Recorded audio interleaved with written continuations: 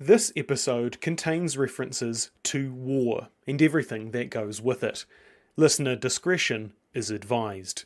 Kia ora, g'day and welcome to the history of Aotearoa, New Zealand. Episode 122, The Field of Battle. This podcast is recorded in Te Whanganui-a-Tara, on the rohe of Mueupoko, Taranaki Whānui, Te Atiawa and Ngāti Toa Rangatira. We are generously supported by our amazing patrons, such as Jean and Jenny. If you want to support Hans, go to patreon.com/historyaotearoa. Last time, we went through the beginnings of a military campaign in pre-European Aotearoa, from gathering allies to logistics.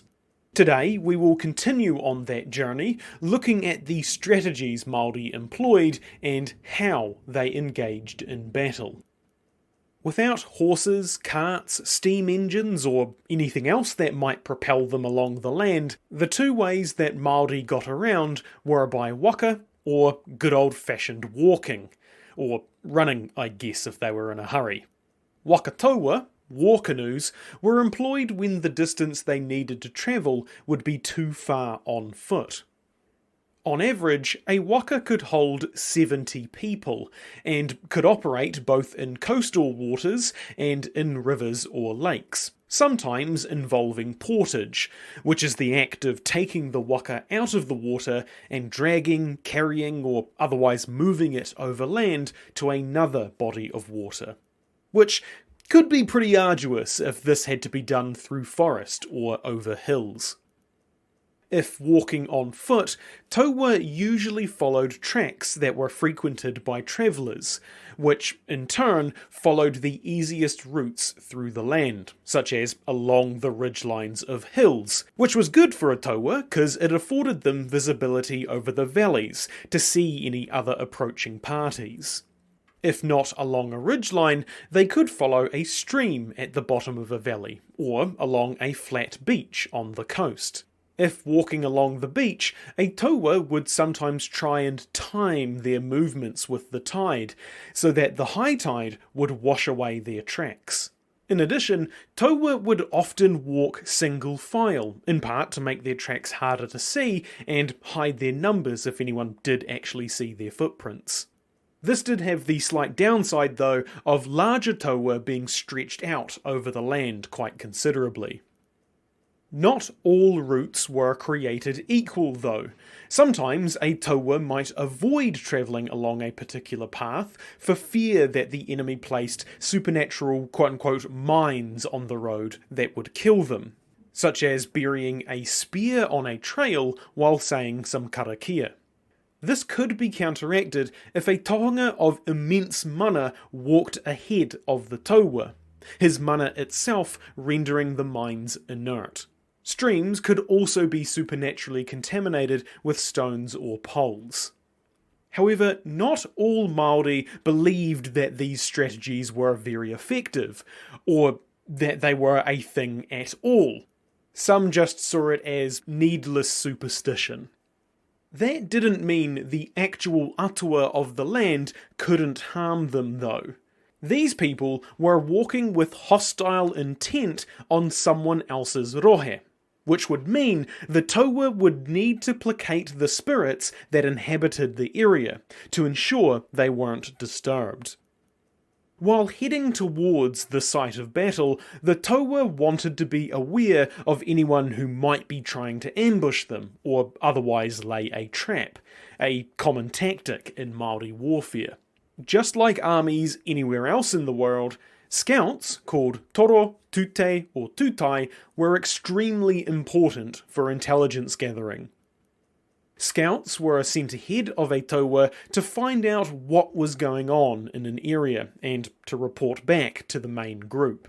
In this context, a taua was sometimes called the mātua, possibly on account of being the nucleus of all activity for any raiding or scouting parties, since mātua also means parent. As scouts do, if they spotted an enemy force, they would fall back to warn their own army, who may send forth a hunuhunu, a small host of men to engage the enemy, either in raiding or perhaps head-on, with the intention of retreating back to a point where the enemy could be ambushed. Sometimes a scout's job was a lot more dangerous, such as trying to find out information about the type or condition of the defences at a pā, or how many people were in that pā.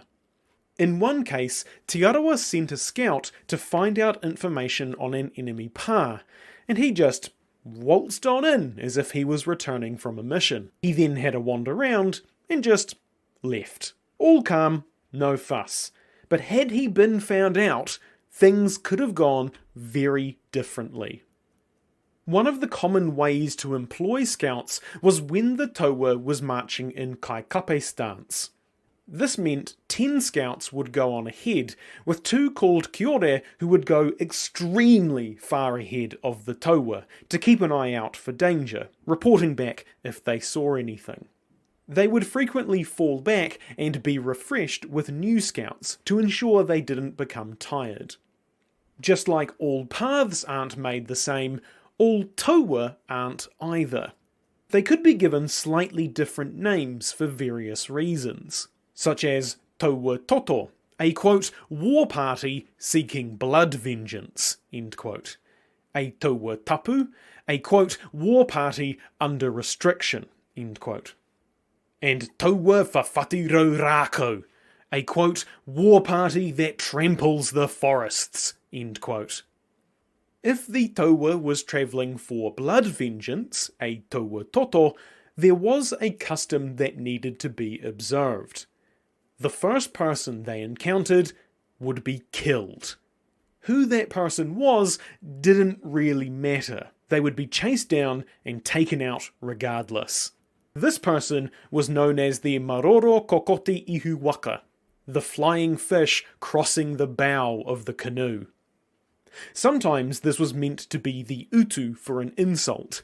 However, since there wasn't much distinction made as to who the person was, they may not even be from the right hapu, which would cause even more problems. In the same vein, the first person killed when battle had commenced was called the mataika, the first fish, though there are some other names that all mean roughly the same thing. It was a great honour to kill the first enemy in battle, so it was often achieved by a toa of some note, or by a young soldier who was hungry to make a name for himself. Usually, killing the first man would be accompanied by the person calling out, "Keo te mataika," basically telling everyone that the mataika had been achieved. Sometimes, the taua may want to trick the enemy into thinking they had made the mataika, so they would strike a tree and make the call out. Alternately, a gourd could be used to do this too, as smacking and breaking it with a patu would make a similar sound to cracking a dude's skull. The whole idea was to kinda piss off the enemy to the point where they would be drawn out into a less favourable situation.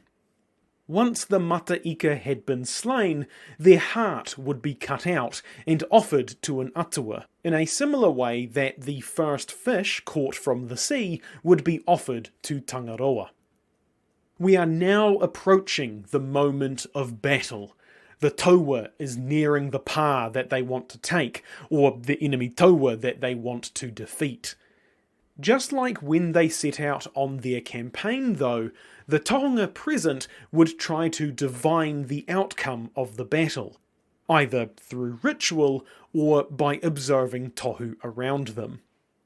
Things like if someone gets a dry mouth just before battle, that's usually not a great sign, or if the taua got too excited and became disorganized, or if a lower ranked chief attempted to assume command.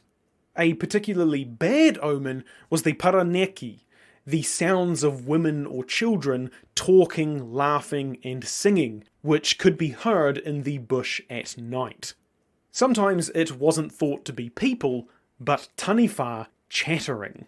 In terms of rituals, one form of divination that could be performed involved a war god called Te Hukita, who had an aria of a lizard.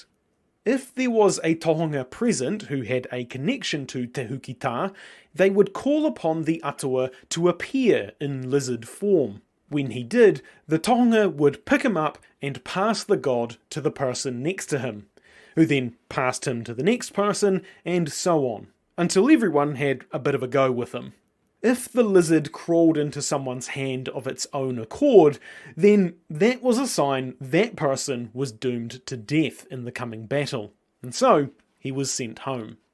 Tohu weren't just used to predict the fate of Toa, but also other aspects of the battle, such as the weather. The aurora australis, or something similar, could indicate good or bad signs, depending on which direction they were facing. The aurora australis being the southern hemisphere version of the aurora borealis, or northern lights. The red glow on the horizon in the morning or evening could indicate bad weather or wind, depending on the nature of the glow. Or sometimes the phenomena itself was viewed as a demon and as such was feared. Rain and mist were usually considered to be good signs, since they would cover their tracks or conceal their forces, meaning they could use that to their advantage. The other thing to take care of before battle was to do some karakia to make the enemy weaker, their morale waver, slower in battle, and so on. Conversely, they could empower the reciter's allies, making them stronger, faster, or more willing to stand their ground. Karakia could be spoken over weapons too, making them more effective, perhaps even to the point where the smallest wound will result in death. This would be done by bringing the weapon to your mouth to more easily speak the words into it, and it was often finished by spitting on the weapon to give the whole thing more power and emphasis. In other cases, it could be to make a thrown spear fly true and hit the target, sometimes being said mid-combat just before the spear is thrown. Other karakia related to the weather, such as calming storms or otherwise making the weather more favourable.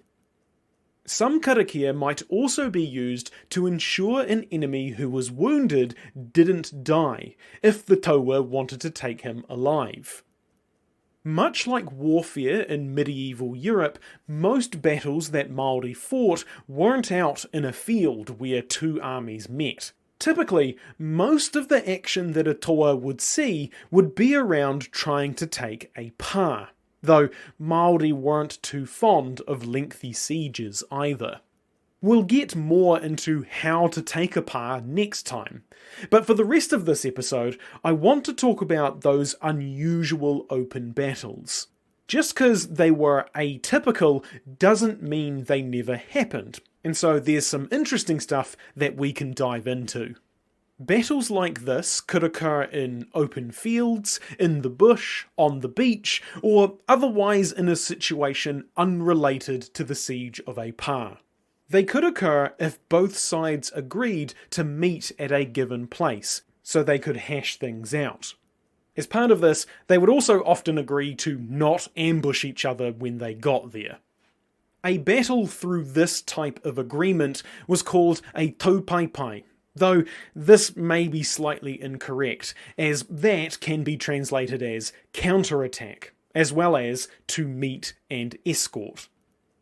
Even when the battle was arranged, this didn't necessarily exclude the use of trickery or surprise. In one case, French explorer Marion Dufresne had met two groups that were about to engage in battle, and he brought one of the rangatira aboard his ship for a chat. When the rangatira disembarked, the chief grabbed the hand of a French officer and pulled him to the front lines of his hapu as they advanced. Supposedly, the sight of a white guy, who was probably rightfully shitting himself, struck fear into the enemy. It's not really clear why this worked. Perhaps the opposing side thought the ship and its crew was against them. In any case, the musket shots that were fired in the air as a warning probably helped as well, causing the other side to run. Pitched open battles usually only occurred when both sides felt they had a good chance to win without resorting to ambush. If your force was too few in number, or less experienced, or just tired, you were more likely to try ambush the enemy to give yourself an advantage. But if nearly all things were equal, both sides would often feel comfortable in an even fight in the open. Before the battle begins, both sides would perform a haka peru, usually with the rangatira at the back encouraging his troops. Although the use of haka was varied, in this context it could be done to potentially intimidate the enemy by showing off their weapon prowess and fitness, or to provoke a garrison in a pā to leave and confront the taua where it would be less favourable, but also could be used as a cover for other units getting into position. Another part of it was potentially to get the soldiers really amped up and ready to charge into battle. In that way, acting similar to the Anglo-Saxon war cries that they performed before combat.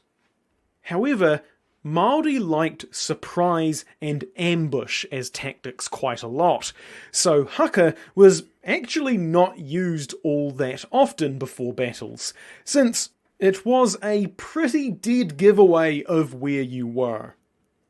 After this, it wasn't uncommon for a rangatira to challenge another chief or some other great soldier to single combat.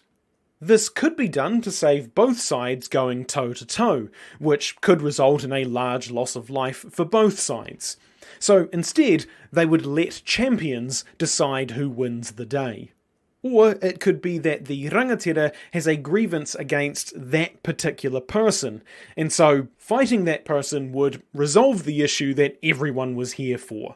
Occasionally, the champion would have a couple of his mates at his back in case things got a bit dicey, such as if their champion was losing, they may jump in and give him a hand, which would obviously get the other side's attendants to jump in as well.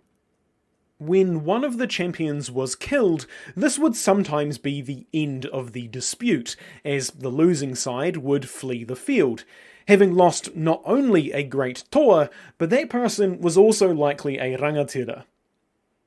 These single combats did have a bit of tikanga that needed to be followed, though accounts are slightly conflicting.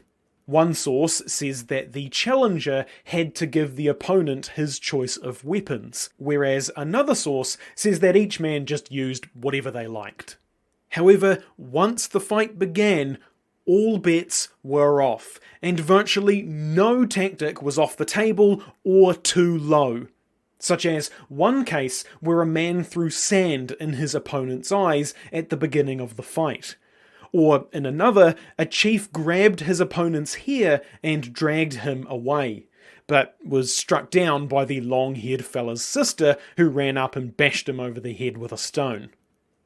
Alternatively, the champion, if they were the leader of the taua, which was common, they could just call in the rest of the army to engage if they felt like they weren't going to win.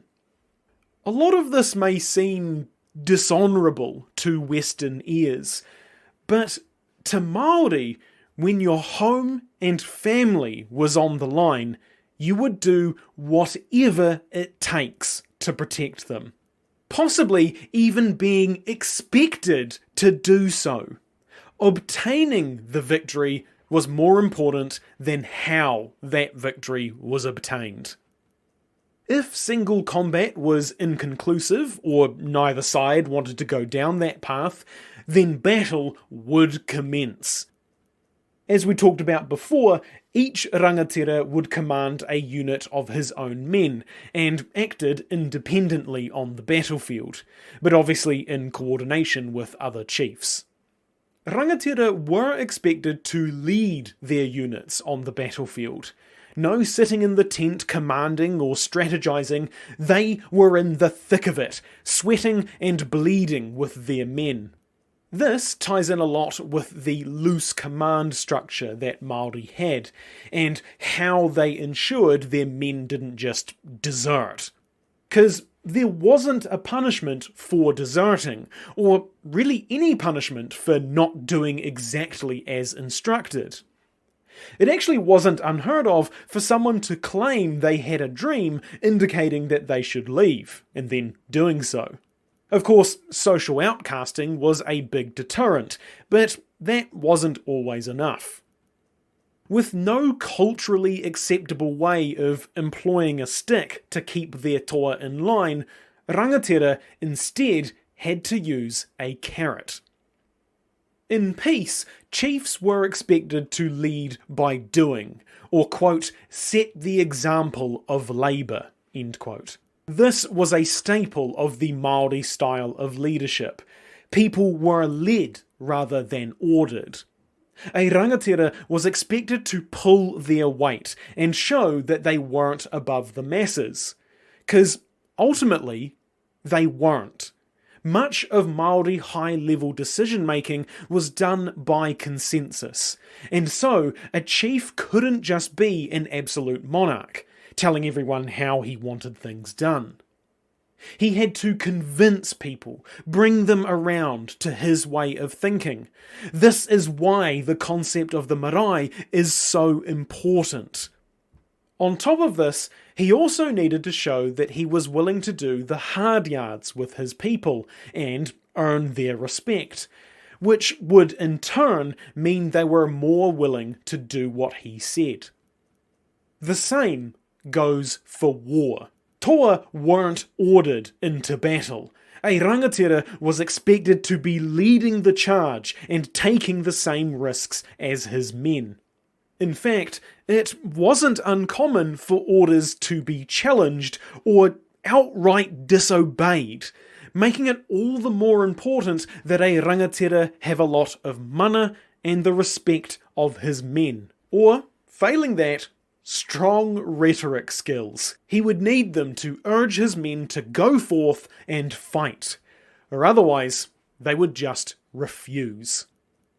If he didn't have very much mana, or rolled really low on his charisma skill, there was what you might call, nuclear option, because it was really a last resort. You see, losing your rangatira, regardless of whether you thought he was a dick, was not a great look. Part of your job as a toa was to keep that guy alive. People might not think you're a great toa if you came back from the battle and he's not with you. Additionally, the rangatira is the political leader of your hapu, or at the very least, the rangatira leading you is related to that guy. So that's reason enough to keep him alive. And the rangatira knew all of that. So if he couldn't compel his men to engage the enemy, then he would kinda force them by just charging headlong into the fray and fighting the enemy on his own, which would hopefully for him cause his men to chase after him and protect him, like the story of rescuing Caesar's eagle in Britain. This all meant that rangatira were typically in one of two places in the taua. At the front, leading the charge, or at the back, where they could efficiently rally their men if they began to panic. I know I just said that they mostly lead from the front, but staying in the rear was actually a pretty effective strategy, because if the taua began to rout, the rangatira could say he was going to hold his ground and retreat no further, implying that if the toa abandoned him, that he would die, which again was super bad. It was recorded that at least one chief, who saw that his men were on the cusp of routing, thrust his weapon into the ground and called out, "Let me die on my land." This roused his men to draw closer to the rangatira and protect him. In general, Māori rangatira don't seem to have acted as commanders on the battlefield, at least in the Western sense, and still needed the faith of their people to lead effectively. This reliance on what you might call the cult of personality of chiefs meant that if a rangatira was killed, the toa were much more likely to flee, even if victory was very nearly in their grasp. Even a rangatira just being wounded could cause part of the army to rout. In one battle, a rangatira had his men help him stand so that the soldiers could see that he was still alive and keep fighting. On the flip side, if a chief fell and his body was in danger of being captured by the enemy, this actually may turn the tide, as the toa might recklessly surge forth to protect the body and ensure it wasn't captured. This didn't always work though. Sometimes the rangatira would die on the way to battle, from disease, drowning, or any sort of normal thing, and this would also potentially cause the toa to turn around and go home before the battle had even begun. Apparently, when Marion Dufresne was killed, Māori thought that since he was clearly their rangatira, that the crew would pack up and leave. However, this wasn't the case, because the officers took over the captain's duty. As detailed by one of those officers, quote, "The Māori thought that by killing Marion, whom they recognised as our chief, it would have been easy to vanquish us. Nevertheless, they ought to have seen that after Marion, the officers were chiefs also." End quote. Strategies employed during battle obviously varied a lot depending on what kind of battle it was and what they were trying to achieve. Taking a pa is obviously very different from an open battle. In the case of the latter, the objective was usually to kill a few people and rout the enemy to make them come to the negotiating table. If the battle was between hapu that were related, then only killing a few people would be satisfactory. However, if there was no relation between the hapu, then the fight could get especially bloody. In some of the worst cases, the defeated could be driven from their rohe entirely. When things got particularly desperate in a battle, toa might arrange themselves in a wedge formation to be able to penetrate the enemy lines. This was seen as a drastic action, and it would be expected that the fighting would be hard and devastating, result in a quick, decisive battle, whether that be victory or defeat.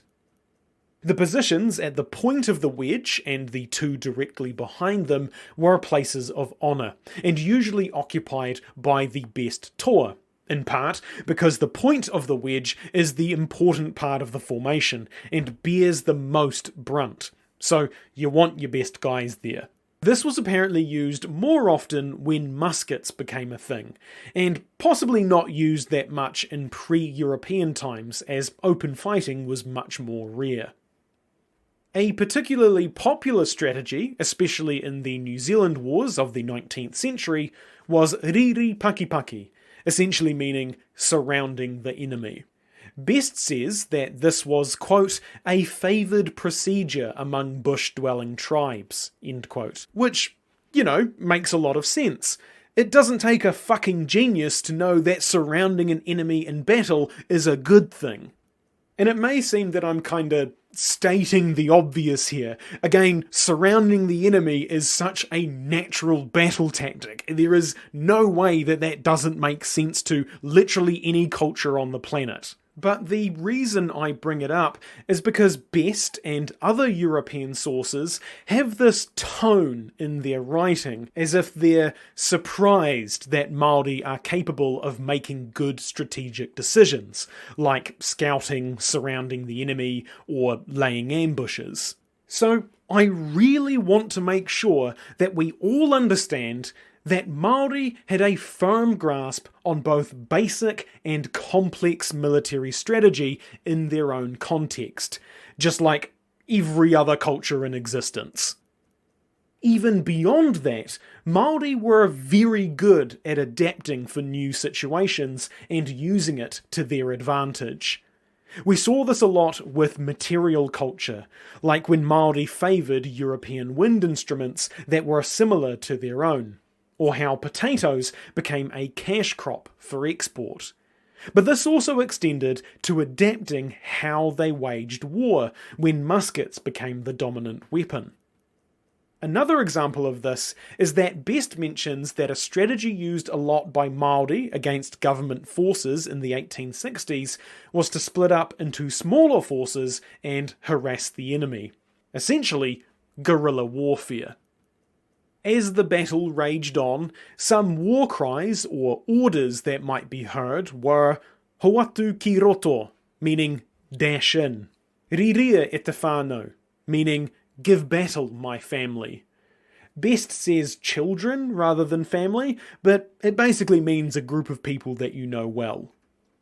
Ngā pihi, meaning stick to it, and tahuna, meaning set fire to, which actually comes a bit later into use when guns become part of Māori warfare. So it essentially means fire. Another is tika rohia ngā whetū, meaning pluck out the stars, which is an order to seek out and kill the enemy rangatira. A similar order was tika rohia te marama, pluck out the moon, an order to find and kill the rangatira leading the army, or just the most significant toa. This became more common when muskets came to Aotearoa, as individuals could be targeted more easily from range. Next time, we will talk about the much more common sieges. How did Māori assault a pā? What strategies did they employ to capture them? Most, if not all of your questions, will be answered in 2 weeks' time. If you want to send me feedback, ask a question, suggest a topic, or just have a chinwag, you can find my email and social media on historyaotearoa.com. Aotearoa spelt Aotearoa. You can also find helpful resources there, like transcripts and sources. You can help support Hans through Patreon, buying merch, or giving us a review. It means a lot and helps spread the story of Aotearoa, New Zealand. As always, haere tū atu, hoki tū mai. See you next time.